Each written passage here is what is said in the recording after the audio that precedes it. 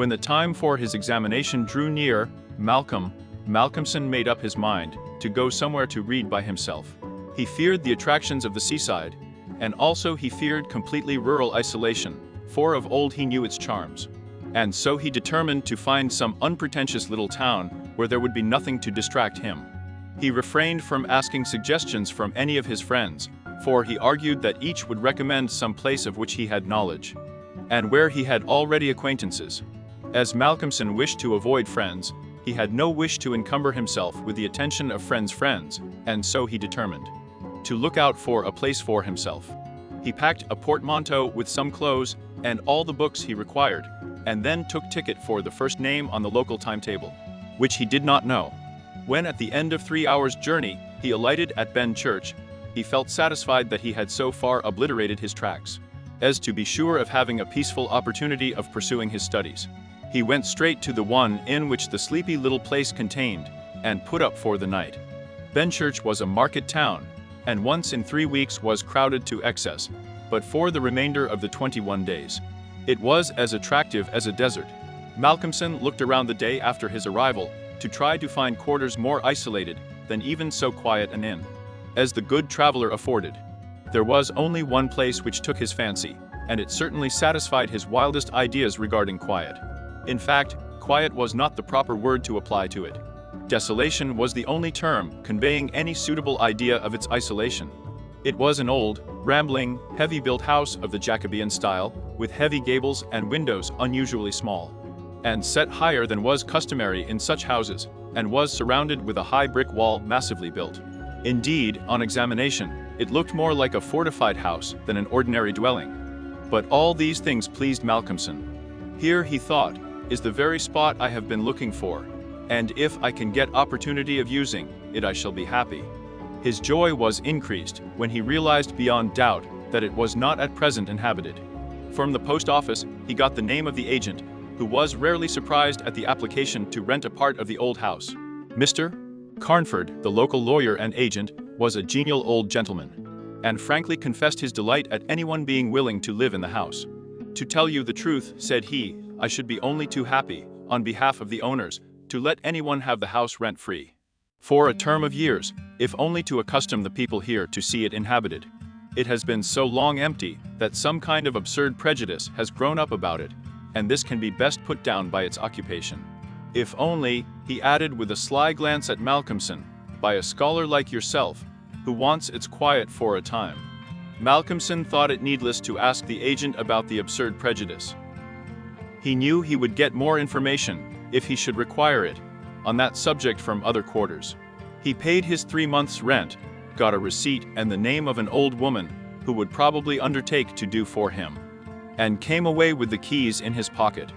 He then went to the landlady of the inn, who was a cheerful and most kindly person, and asked her advice as to such stores and provisions as he would be likely to require.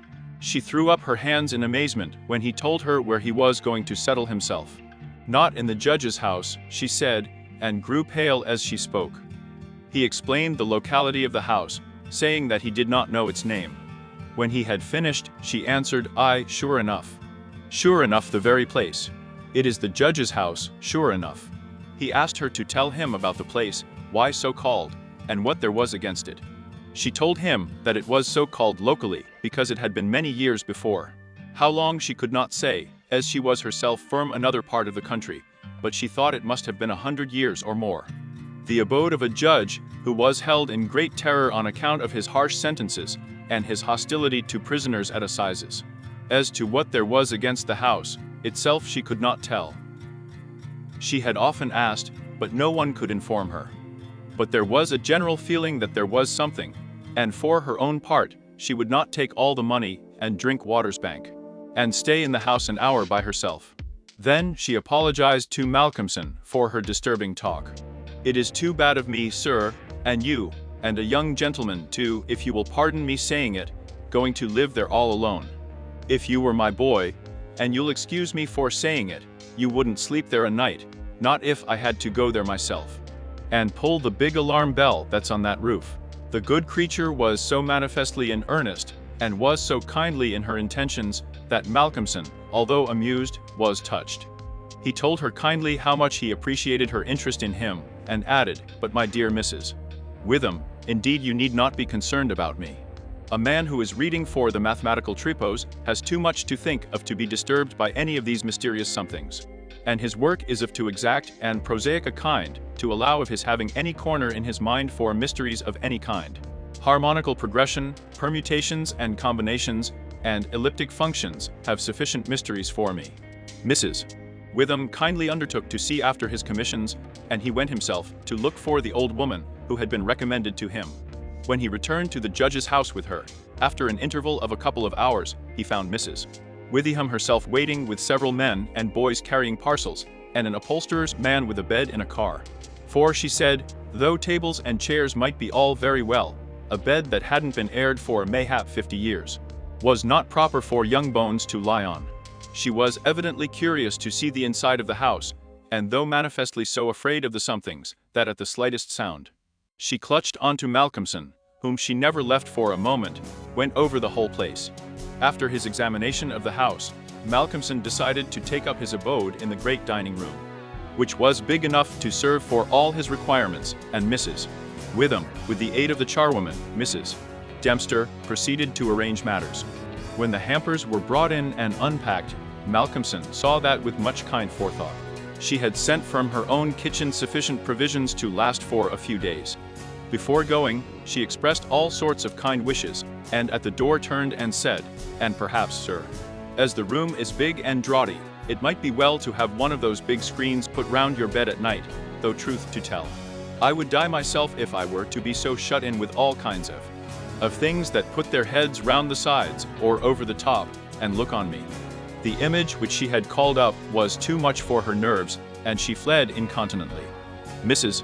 Dempster sniffed in a superior manner as the landlady disappeared, and remarked that for her own part, she wasn't afraid of all the boogies in the kingdom. "I'll tell you what it is, sir," she said. "Boogies is all kinds and sorts of things, except boogies. Rats and mice and beetles and creaky doors and loose slates and broken panes and stiff draw handles that stay out when you pull them, and then fall down in the middle of the night. Look at the wainscot of the room. It is old, hundreds of years old. Do you think there's no rats and beetles there? And do you imagine, sir, that you won't see none of them? Rats is boogies, I tell you, and boogies is rats. And don't you get to think anything else." "Mrs. Dempster," said Malcolmson gravely, making her a polite bow, "you know more than a senior wrangler. And let me say that as a mark of esteem for your indubitable soundness of head and heart, I shall, when I go, give you possession of this house, and let you stay here by yourself for the last 2 months of my tenancy. For 4 weeks will serve my purpose." "Thank you kindly, sir," she answered. "But I couldn't sleep away from home a night. I am in greenhouse charity, and if I slept a night away from my rooms, I should lose all I have got to live on. The rules is very strict, and there's too many watching for a vacancy for me to run any risks in the matter. Only for that, sir, I'd gladly come here and attend on you altogether during your stay." "My good woman," said Malcolmson hastily, "I have come here on purpose to obtain solitude. And believe me that I am grateful to the late Greenhow for having so organized his admirable charity, whatever it is, that I am perforce denied the opportunity of suffering from such a form of temptation." Street. Anthony himself could not be more rigid on the point. The old woman laughed harshly. "You young gentlemen," she said, "you don't fear for naught, and belike you'll get all the solitude you want here." She set to work with her cleaning, and by nightfall, when Malcolmson returned from his walk, he always had one of his books to study as he walked. He found the room swept and tidied, a fire burning in the old hearth, the lamp lit, and the table spread for supper with Mrs. Witham's excellent fare. "This is comfort, indeed," he said as he rubbed his hands. When he had finished his supper, and lifted the tray to the other end of the great oak dining table, he got out his books again, put fresh wood on the fire, trimmed his lamp, and set himself down to a spell of real hard work. He went on without pause, till about 11 o'clock, when he knocked off for a bit to fix his fire and lamp, and to make himself a cup of tea. He had always been a tea drinker, and during his college life had sat late at work, and had taken tea late. The rest was a great luxury to him, and he enjoyed it with a sense of delicious, voluptuous ease. The renewed fire leaped and sparkled, and threw quaint shadows through the great old room. And as he sipped his hot tea, he reveled in the sense of isolation from his kind. Then it was that he began to notice for the first time what a noise the rats were making. Surely, he thought, they cannot have been at it all the time I was reading. Had they been, I must have noticed it. Presently, when the noise increased, he satisfied himself that it was really new. It was evident that at first, the rats had been frightened at the presence of a stranger and the light of fire and lamp. But that as the time went on they had grown bolder and were now disporting themselves, as was their wont. How busy they were, and hark to the strange noises. Up and down behind the old wainscot, over the ceiling, and under the floor, they raced and gnawed and scratched. Malcolmson smiled to himself as he recalled to mind the saying of Mrs. Dempster, "Boogies is rats, and rats is boogies." The tea began to have its effect of intellectual and nervous stimulus. He saw with joy another long spell of work to be done before the night was past, and in the sense of security which it gave him, he allowed himself the luxury of a good look round the room. He took his lamp in one hand and went all around, wondering that so quaint and beautiful an old house had been so long neglected. The carving of the oak on the panels of the wainscot was fine, and on and round the doors and windows. It was beautiful and of rare merit. There were some old pictures on the walls, but they were coated so thick with dust and dirt that he could not distinguish any detail of them, though he held his lamp as high as he could over his head. Here and there as he went round, he saw some crack or hole, blocked for a moment by the face of a rat, with its bright eyes glittering in the light, but in an instant it was gone, and a squeak and a scamper followed. The thing that most struck him, however, was the rope of the great alarm bell on the roof, which hung down in a corner of the room, on the right-hand side of the fireplace. He pulled up close to the hearth, a great high-backed carved oak chair, and sat down to his last cup of tea. When this was done, he made up the fire, and went back to his work, sitting at the corner of the table, having the fire to his left. For a little while the rats disturbed him somewhat with their perpetual scampering, but he got accustomed to the noise as one does to the ticking of a clock or to the roar of moving water. And he became so immersed in his work that everything in the world, except the problem which he was trying to solve, passed away from him. He suddenly looked up. His problem was still unsolved, and there was in the air that sense of the hour before the dawn, which is so dread to doubtful life. The noise of the rats had ceased. Indeed, it seemed to him that it must have ceased but lately, and that it was the sudden cessation which had disturbed him. The fire had fallen low, but still it threw out a deep red glow. As he looked, he started in spite of his sang-froid. There, on the great high-backed carved oak chair by the right side of the fireplace, sat an enormous rat, steadily glaring at him with baleful eyes. He made a motion to it as though to hunt it away, but it did not stir. Then he made the motion of throwing something. Still it did not stir, but showed its great white teeth angrily, and its cruel eyes shone in the lamplight with an added vindictiveness. Malcolmson felt amazed, and seizing the poker from the hearth, ran at it to kill it. Before, however, he could strike it, the rat, with a squeak that sounded like the concentration of hate, jumped upon the floor, and running up the rope of the alarm bell, disappeared in the darkness beyond the range of the green-shaded lamp. Instantly, strange to say, the noisy scampering of the rats in the wainscot began again. By this time, Malcolmson's mind was quite off the problem, and as a shrill cockcrow outside told him of the approach of morning, he went to bed and to sleep. He slept so sound that he was not even waked by Mrs. Dempster coming in to make up his room. It was only when she had tidied up the place and got his breakfast ready and tapped on the screen which closed in his bed that he woke. He was a little tired still after his night's hard work, but a strong cup of tea soon freshened him up, and taking his book, he went out for his morning walk, bringing with him a few sandwiches, lest he should not care to return till dinner time. He found a quiet walk between high elms some way outside the town, and here he spent the greater part of the day studying his Laplace. On his return, he looked in to see Mrs. Witham, and to thank her for her kindness. When she saw him coming through the diamond-paned bay window of her sanctum, she came out to meet him and asked him in. She looked at him searchingly, and shook her head as she said, "You must not overdo it, sir. You are paler this morning than you should be." Too late hours and too hard work on the brain isn't good for any man. But tell me, sir, how did you pass the night? Well, I hope. But my heart. Sir, I was glad when Mrs. Dempster told me this morning that you were all right and sleeping sound when she went in. Oh, I was all right, he answered, smiling. The somethings didn't worry me as yet, only the rats. And they had a circus, I tell you, all over the place. There was one wicked-looking old devil that sat up on my own chair by the fire and wouldn't go till I took the poker to him. And then he ran up the rope of the alarm bell and got to somewhere up the wall or the ceiling. I couldn't see where, it was so dark.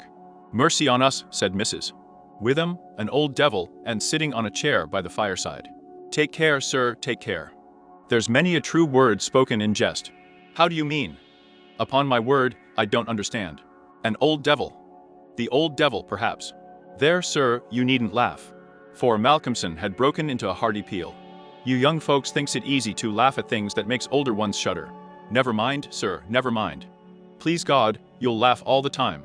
It's what I wish you myself. And the good lady beamed all over in sympathy with his enjoyment, her fears gone for a moment. Oh, forgive me, said Malcolmson presently. Don't think me rude, but the idea was too much for me, that the old devil himself was on the chair last night. And at the thought, he laughed again. Then he went home to dinner. This evening, the scampering of the rats began earlier. Indeed, it had been going on before his arrival, and only ceased whilst his presence by its freshness disturbed them. After dinner, he sat by the fire for a while, and had a smoke, and then, having cleared his table, began to work as before. Tonight, the rats disturbed him more than they had done on the previous night. How they scampered up and down and under and over. How they squeaked and scratched and gnawed.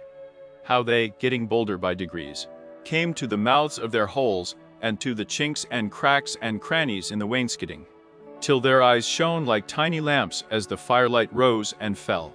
But to him, now doubtless accustomed to them, their eyes were not wicked. Only their playfulness touched him. Sometimes the boldest of them made sallies out on the floor or along the moldings of the wainscot. Now and again, as they disturbed him, Malcolmson made a sound to frighten them, smiting the table with his hand, or giving a fierce hesh, hesh, so that they fled straightway to their holes. And so the early part of the night wore on, and despite the noise, Malcolmson got more and more immersed in his work. All at once he stopped, as on the previous night, being overcome by a sudden sense of silence. There was not the faintest sound of gnaw or scratch or squeak. The silence was as of the grave. He remembered the odd occurrence of the previous night, and instinctively he looked at the chair standing close by the fireside. And then a very odd sensation thrilled through him. There, on the great old high-backed carved oak chair beside the fireplace, sat the same enormous rat, steadily glaring at him with baleful eyes. Instinctively, he took the nearest thing to his hand, a book of logarithms, and flung it at it. The book was badly aimed, and the rat did not stir, so again the poker performance of the previous night was repeated. And again the rat, being closely pursued, fled up the rope of the alarm bell. Strangely, too, the departure of this rat was instantly followed by the renewal of the noise made by the general rat community. On this occasion, as on the previous one, Malcolmson could not see at what part of the room the rat disappeared, for the green shade of his lamp left the upper part of the room in darkness, and the fire had burned low. On looking at his watch, he found it was close on midnight, and not sorry for the divertissement, he made up his fire, and made himself his nightly pot of tea. He had got through a good spell of work, and thought himself entitled to a cigarette, and so he sat on the great oak chair before the fire, and enjoyed it. Whilst smoking, he began to think that he would like to know where the rat disappeared to, for he had certain ideas for the morrow, not entirely disconnected with a rat trap. Accordingly, he lit another lamp, and placed it so that it would shine well into the right-hand corner of the wall by the fireplace. Then he got all the books he had with him, and placed them handy to throw at the vermin. Finally, he lifted the rope of the alarm bell, and placed the end of it on the table, fixing the extreme end under the lamp. As he handled it, he could not help noticing how pliable it was, especially for so strong a rope, and one not in use. You could hang a man with it, he thought to himself. When his preparations were made, he looked around and said complacently, "There now, my friend. I think we shall learn something of you this time." He began his work again, and though as before somewhat disturbed at first by the noise of the rats, soon lost himself in his propositions and problems. Again he was called to his immediate surroundings suddenly. This time it might not have been the sudden silence only which took his attention. There was a slight movement of the rope, and the lamp moved. Without stirring, he looked to see if his pile of books was within range, and then cast his eye along the rope. As he looked, he saw the great rat drop from the rope on the oak armchair, and sit there glaring at him. He raised a book in his right hand, and taking careful aim, flung it at the rat. The latter, with a quick movement, sprang aside and dodged the missile. He then took another book, and a third, and flung them one after another at the rat, but each time unsuccessfully. At last, as he stood with a book poised in his hand to throw, the rat squeaked and seemed afraid. This made Malcolmson more than ever eager to strike, and the book flew and struck the rat a resounding blow. It gave a terrified squeak, and turning on his pursuer a look of terrible malevolence, ran up the chair back, and made a great jump to the rope of the alarm bell, and ran up it like lightning. The lamp rocked under the sudden strain, but it was a heavy one, and did not topple over. Malcolmson kept his eyes on the rat, and saw it by the light of the second lamp leap to a molding of the wainscot, and disappear through a hole in one of the great pictures which hung on the wall, obscured and invisible through its coating of dirt and dust. "I shall look up my friend's habitation in the morning," said the student, as he went over to collect his books. "The third picture from the fireplace. I shall not forget." He picked up the books one by one, commenting on them as he lifted them. Conic sections he does not mind, nor cycloidal oscillations, nor the Principia, nor quaternions, nor thermodynamics. Now for the book that fetched him. Malcolmson took it up and looked at it. As he did so, he started. A sudden pallor overspread his face. He looked round uneasily, and shivered slightly as he murmured to himself, "The Bible my mother gave me. What an odd coincidence." He sat down to work again, and the rats in the wainscot renewed their gambols. They did not disturb him, however. Somehow their presence gave him a sense of companionship. But he could not attend to his work, and after striving to master the subject on which he was engaged, gave it up in despair, and went to bed as the first streak of dawn stole in through the eastern window. He slept heavily but uneasily, and dreamed much, and when Mrs. Dempster woke him late in the morning, he seemed ill at ease, and for a few minutes did not seem to realize exactly where he was. His first request rather surprised the servant. "Mrs. Dempster, when I'm out today, I wish you would get the steps and dust or wash those pictures. Especially that one, the third from the fireplace. I want to see what they are." Late in the afternoon, Malcolmson worked at his books in the shaded walk, and the cheerfulness of the previous day came back to him as the day wore on, and he found that his reading was progressing well. He had worked out to a satisfactory conclusion all the problems which had as yet baffled him, and it was in a state of jubilation that he paid a visit to Mrs. Witham at the Good Traveler. He found a stranger in the cozy sitting room with the landlady, who was introduced to him as Dr. Thornhill. She was not quite at ease, and this, combined with the doctor's plunging at once into a series of questions, made Malcolmson come to the conclusion that his presence was not an accident. So without preliminary he said, "Dr. Thornhill, I shall with pleasure answer you any question you may choose to ask me, if you will answer my one question first." The doctor seemed surprised, but he smiled and answered at once. "Done? What is it? Did Mrs. Witham ask you to come here and see me and advise me?" Dr. Thornhill for a moment was taken aback, and Mrs. Witham got fiery red and turned away.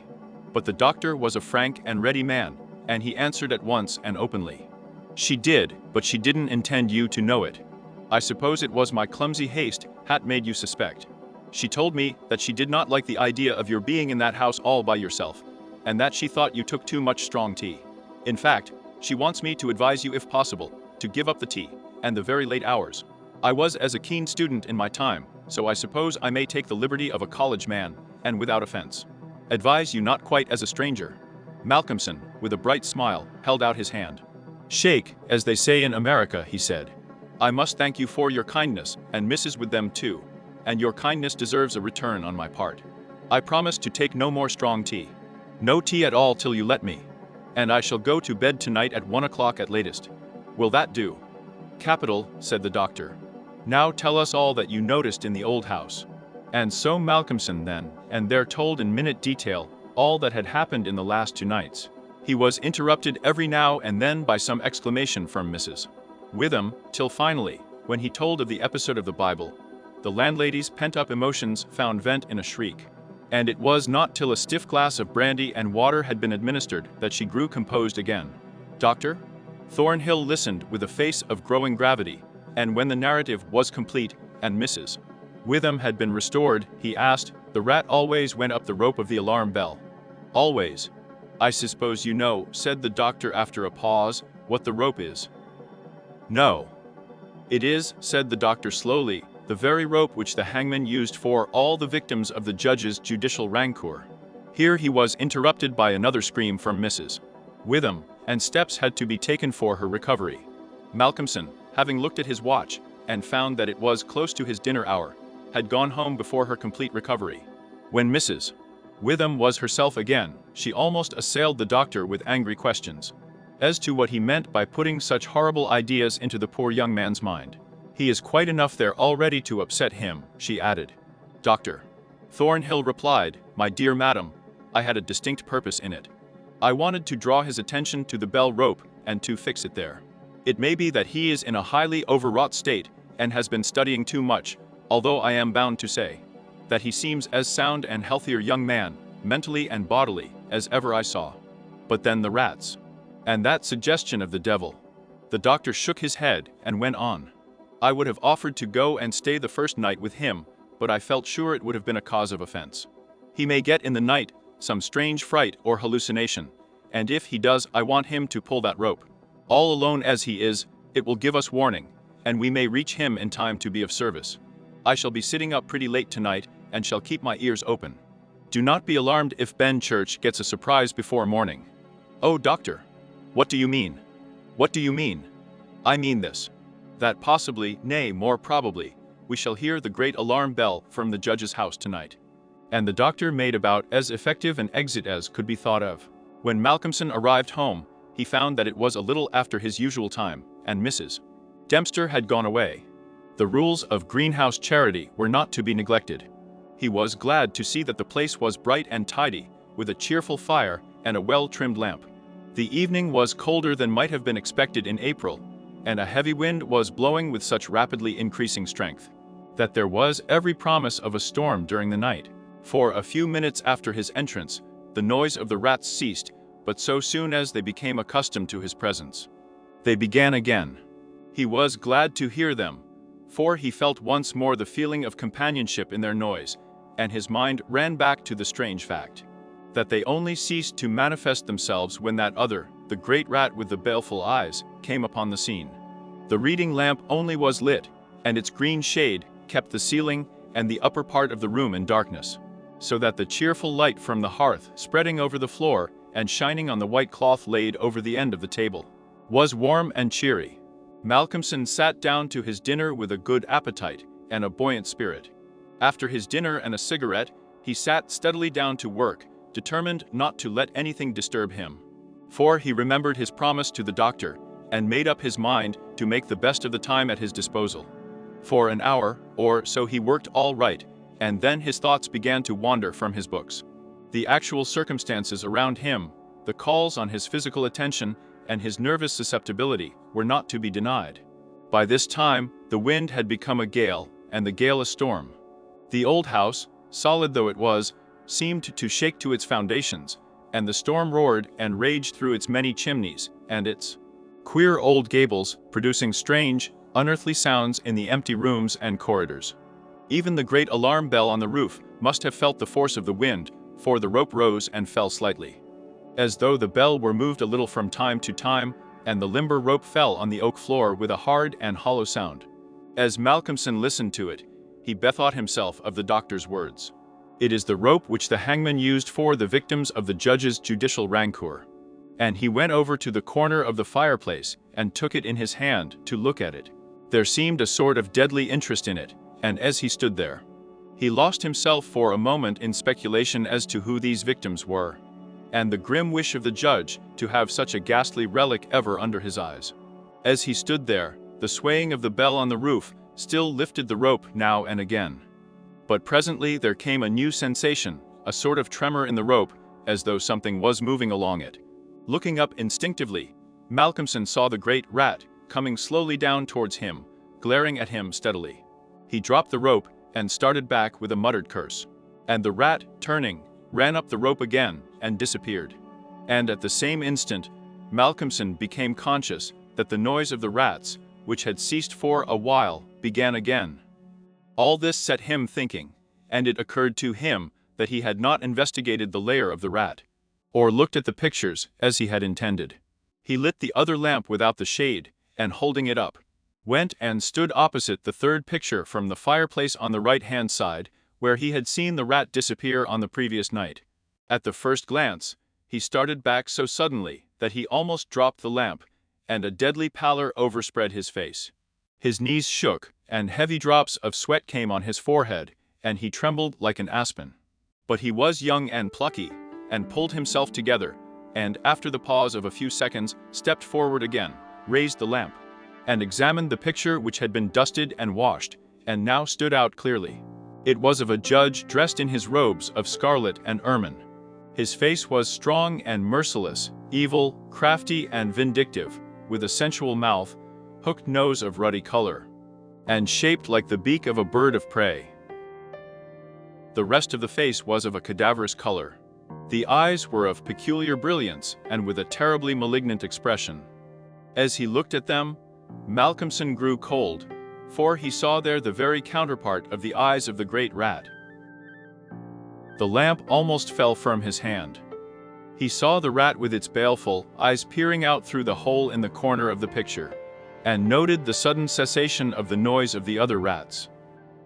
However, he pulled himself together and went on with his examination of the picture. The judge was seated in a great high-backed carved oak chair on the right-hand side of a great stone fireplace, where, in the corner, a rope hung down from the ceiling, its end lying coiled on the floor.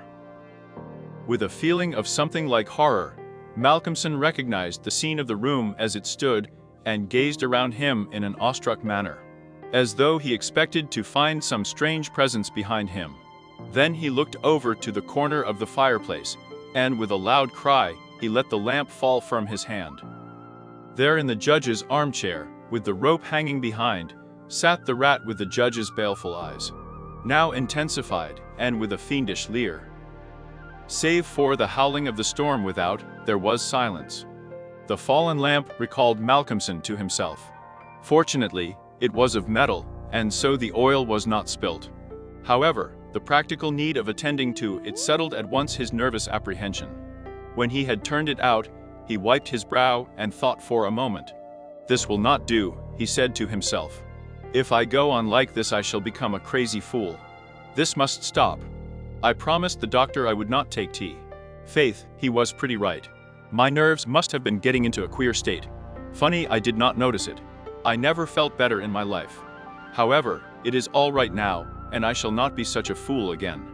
Then he mixed himself a good stiff glass of brandy and water, and resolutely sat down to his work. It was nearly an hour when he looked up from his book, disturbed by the sudden stillness. Without, the wind howled and roared louder than ever, and the rain drove in sheets against the windows, beating like hail on the glass. But within there was no sound whatever save the echo of the wind as it roared in the great chimney, and now and then a hiss as a few raindrops found their way down the chimney in a lull of the storm. The fire had fallen low and had ceased to flame, though it threw out a red glow. Malcolmson listened attentively, and presently heard a thin squeaking noise, very faint. It came from the corner of the room where the rope hung down, and he thought it was the creaking of the rope on the floor, as the swaying of the bell raised and lowered it. Looking up, however, he saw in the dim light the great rat clinging to the rope and gnawing it. The rope was already nearly gnawed through. He could see the lighter color where the strands were laid bare. As he looked, the job was completed, and the severed end of the rope fell clattering on the oaken floor, whilst for an instant the great rat remained like a knob or tassel at the end of the rope, which now began to sway to and fro. Malcolmson felt for a moment another pang of terror. as he thought that now the possibility of calling the outer world to his assistance was cut off. But an intense anger took its place, and seizing the book he was reading, he hurled it at the rat. The blow was well aimed, but before the missile could reach him, the rat dropped off and struck the floor with a soft thud. Malcolmson instantly rushed over towards him, but it darted away and disappeared in the darkness of the shadows of the room.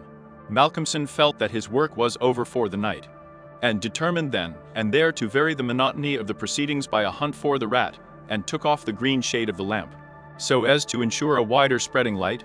As he did so, the gloom of the upper part of the room was relieved, and in the new flood of light, great by comparison with the previous darkness, the pictures on the wall stood out boldly. Firm where he stood, Malcolmson saw right opposite to him the third picture on the wall from the right of the fireplace. He rubbed his eyes in surprise, and then a great fear began to come upon him. In the center of the picture was a great irregular patch of brown canvas, as fresh as when it was stretched on the frame. The background was as before, with chair and chimney corner and rope, but the figure of the judge had disappeared. Malcolmson, almost in a chill of horror, turned slowly round, and then he began to shake and tremble like a man in a palsy. His strength seemed to have left him, and he was incapable of action or movement, hardly even of thought. He could only see and hear. There, on the great high-backed carved oak chair, sat the judge in his robes of scarlet and ermine, with his baleful eyes glaring vindictively, and a smile of triumph on the resolute, cruel mouth. As he lifted with his hands a black cap, Malcolmson felt as if the blood was running from his heart, as one does in moments of prolonged suspense. There was a singing in his ears. Without, he could hear the roar and howl of the tempest, and through it, swept on the storm, came the striking of midnight by the great chimes in the marketplace. He stood for a space of time that seemed to him endless, still as a statue, and with wide open, horror-struck eyes, breathless. As the clock struck, so the smile of triumph on the judge's face intensified, and at the last stroke of midnight, he placed the black cap on his head. Slowly and deliberately, the judge rose from his chair and picked up the piece of the rope of the alarm bell which lay on the floor, drew it through his hands as if he enjoyed its touch, and then deliberately began to knot one end of it, fashioning it into a noose. This he tightened and tested with his foot, pulling hard at it till he was satisfied, and then making a running noose of it, which he held in his hand. Then he began to move along the table on the opposite side to Malcolmson, keeping his eyes on him until he had passed him, when with a quick movement he stood in front of the door. Malcolmson then began to feel that he was trapped, and tried to think of what he should do. There was some fascination in the judge's eyes, which he never took off him, and he had perforce to look. He saw the judge approach, still keeping between him and the door, and raise the noose and throw it towards him, as if to entangle him. With a great effort, he made a quick movement to one side, and saw the rope fall beside him, and heard it strike the oaken floor.